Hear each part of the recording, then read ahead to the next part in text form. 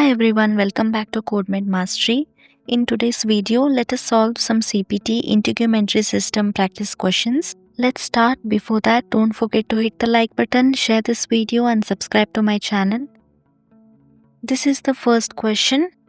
You can pause the video and try to solve it by yourself. Let's discuss. Sam had 6 actinic keratosis destroyed. How would you report this service? Let us check the codes. In option A, the code is 17004. 17004 is for destruction, for example, laser surgery, electrosurgery, cryosurgery, chemosurgery, surgical curatement, pre-malignant lesion, for example, actinic keratosis, 15 or more lesions. In option B, the first code is 17000.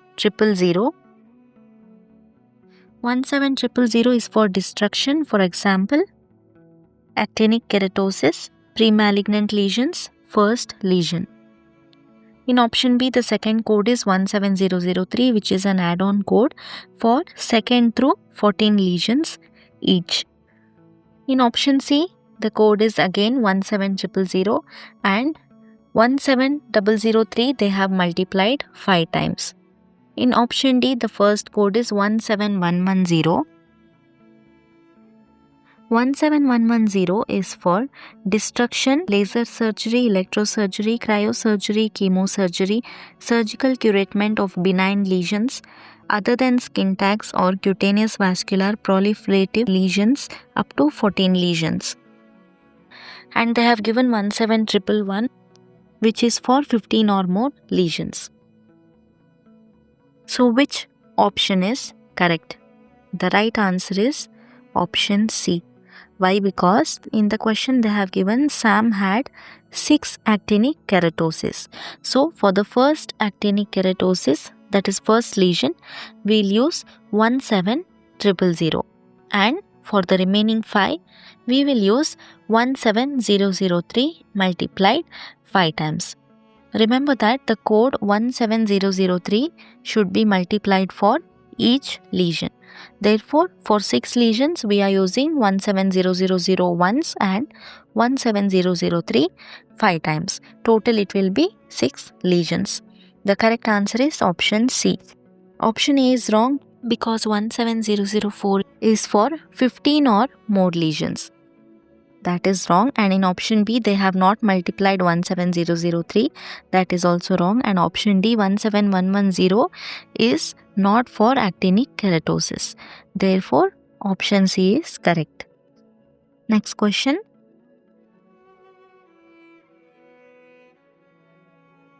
A patient underwent an incision and drainage of a seroma without imaging and guidance. How would you report these professional services? Let us check the options. Check option A 10140. 10140 is for incision and drainage of hematoma, seroma or fluid collection.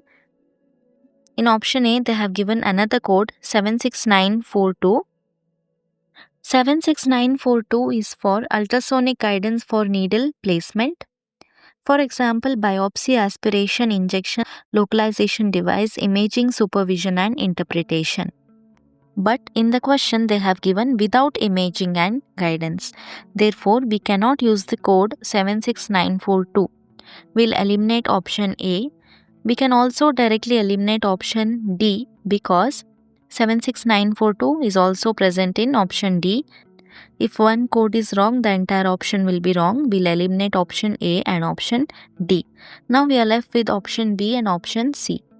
We have already checked the code 10140. Next, check the code 10080, which is in option C. 10080 is for incision and drainage of piloneedle cyst, simple. But in the question they have given incision and drainage of seroma, which is exactly matching with the code 10140. Therefore, the right answer will be option B. Always remember to check the important terms in the question. For example, in this question they have given without imaging and guidance. So, with the help of this sentence, we directly eliminated 2 options. So, this is going to save a lot of time in your CPC exam. Let us move on to the next question. Dr. Ann completed a malignant lesion removal and an adjacent tissue transfer on the trunk of a patient. The lesion defect was 1 square centimeter and the transfer defect was 2 square centimeter. For adjacent tissue transfer, there is an important guideline that when adjacent tissue transfer is performed to close a defect created by lesion excision, you do not separately report the excision code. The adjacent tissue transfer code includes the excision and closure. In your CPT manual, Surgery Integumentary System under adjacent tissue transfer, there is a guideline that excision of benign lesion, that is from code range 11400 to 11446, or excision of malignant lesion, that is 11600 to 11646, is not separately reportable with adjacent tissue transfer codes. Therefore, we can directly eliminate option B, C and D because in these options they have given the code for excision of malignant lesions. Right? Therefore, we should not code excision along with adjacent tissue transfer. We have to only code for adjacent tissue transfer. Therefore, option A is correct. In option B, the code is 11601, which is for excision of malignant lesion. That is wrong. And in option C and D also, they have given 11601. All these are excision codes. Therefore, eliminate option B, C and D. Option A 14000 is for adjacent tissue transfer or rearrangement, trunk, and defect is 10 square centimeter or less. Next question. How should you code an excision of a lesion when completed with an adjacent tissue transfer or rearrangement? Option A, the excision is always reported in addition to the adjacent tissue transfer or rearrangement. Option B, the excision is not separately reported with adjacent tissue transfer or rearrangement codes. Option C, code only malignant lesions in addition to adjacent tissue transfer or rearrangement codes.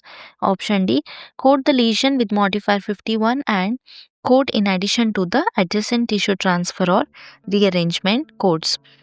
According to CPT guidelines, the excision of benign lesion or excision of malignant lesion is not separately reportable with adjacent tissue transfer codes.